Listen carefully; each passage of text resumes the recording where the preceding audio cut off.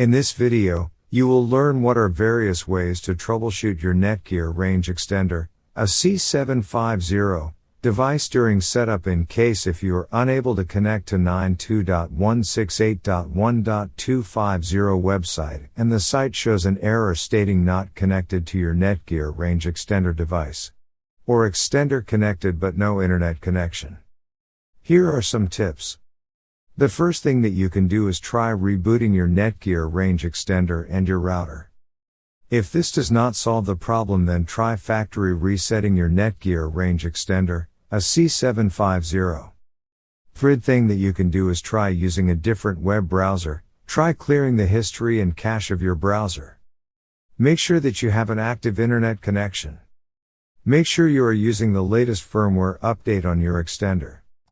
In case if you are still facing any issue with your Netgear range extender device, get in touch with our Netgear range extender experts for instant solutions. Thanks for watching our video, and do not forget to like, share and comment on the video, so that you never miss any video from our channel.